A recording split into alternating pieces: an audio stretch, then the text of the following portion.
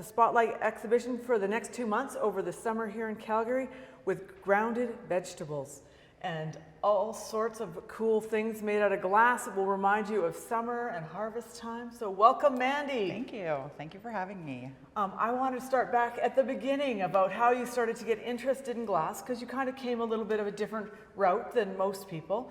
You're plugging away in corporate Canada, and what happened?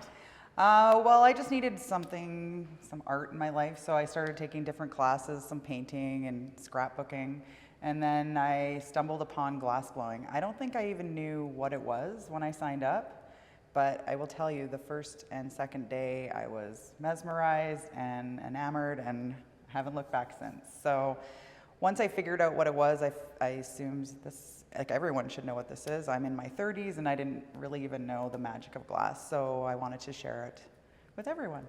Excellent. So in those first moments, was it the heat, the fluidity? What was it that was the thing? Or it was honestly all of it. It was the heat. I love heat, so I don't like winters.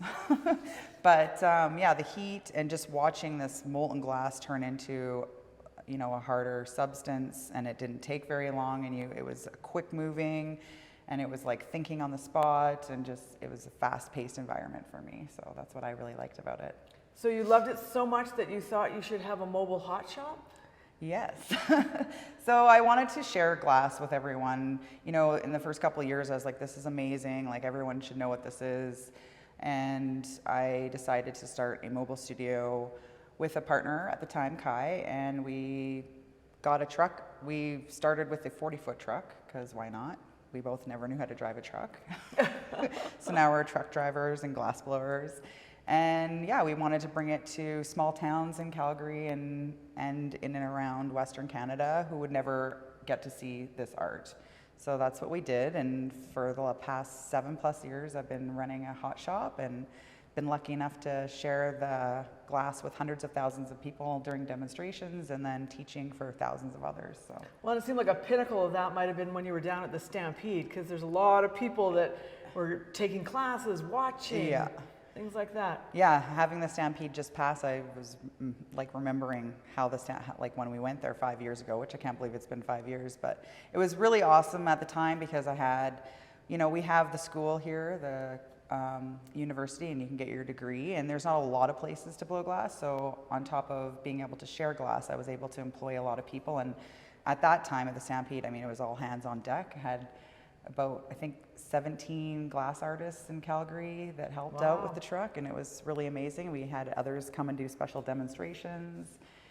And yeah, it was So amazing. now you've hung up your truck driver hat. Yes. And you're permanently in a studio, renting time and making things in a more stable environment, I'm assuming. Yeah, for things sure. aren't flying around as much. Yeah, exactly.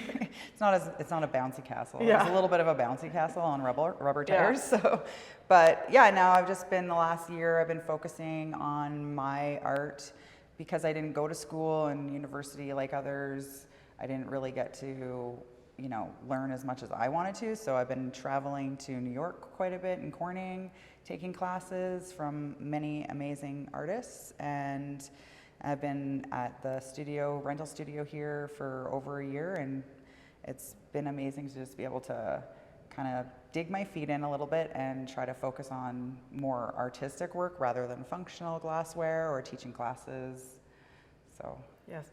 And so now, you're doing all that, but vegetables, why vegetables? So vegetables, well, there's a couple of reasonings behind it. So, I got up this morning and watered my garden, which I've done for the last, 18 years I've been planting gardens. But previous to that, my parents always had a vegetable garden, and it just brings back memories of me and my brother, picking vegetables. We used to sleep in the tent outside in the summers with our friends, and we'd sneak vegetables out of the garden. And I never understood how they knew we were eating them, but I guess, when you're washing a carrot on the side of the house, you can hear the water running in the house. Or when you're watching your pepper grow and then all of a sudden it's gone. Yeah, exactly. So it brings back memories of childhood, but then, and gardening with my parents, but it also, for me, is about mental health. So growing, and you're working on pieces, and maybe they don't work out the way you want them to, but you're just always growing and you're working on yourself. So for me, Oh, that has that's a very good connection. Yeah. Melanie, do you want to come in and get a closer look at some of these beautiful, shiny vegetables? Glass really seems to lend itself to the vegetable form. I don't know, maybe in the softness. Maybe. Yeah, I've worked on recently marini, so pictures of glass and glass. So these pictures are of peppers and tomatoes and radishes. And then we also, I'm kind of getting into the center, you know, like getting into the core, which is, you know, your cross cut of a pepper, a bell pepper open. Yeah, they really, you can really then see, the seeds and the inside, and looking through the clear glass to the inside. Is there different techniques that you've been using to make them? Like, so these are blown. Are they all blown? Yes, I believe everything here is blown, yeah. And so what does blown mean? So blown is using a pipe with a hole down the center, and you gather molten glass, and it's around 1200 degrees, and you're able to blow through the pipe, creating a bubble at the end, and blow through the piece. A lot of them have to be transferred, and then you would work on the other side of the opening or the closing, depending on which piece we're speaking about. So when they have a little top that connects them, the leaves or the peppers have a top, how are you adding those onto the glass? So we use like a sculpture puntee on the one side of the glass, so that has to be cold worked off later. So cold working is just using different grit sizes on like a lathe to grind off the glass, and then you got to get it back to a polish, which in itself is also another art form. It's used in a lot of other people's glass technique, and it's also complex. Some people love it.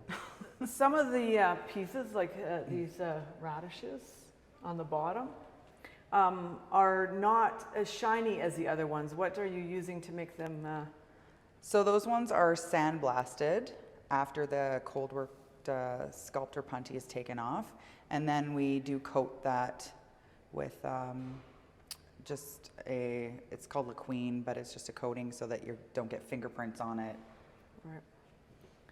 And some of these, like long after the summer, these little vegetables will be beautiful on your table, just reminding you back to the gardening. Gardening is so quick here in Calgary. Yes, it's a short season. Yeah. But it's been a good season this year. Yes. So. Mandy Spotlight is in the Calgary Gallery until September 9th. So please come by and see it. We are open here Wednesdays through Fridays from 11 to 5 and Saturdays from 10 to 5.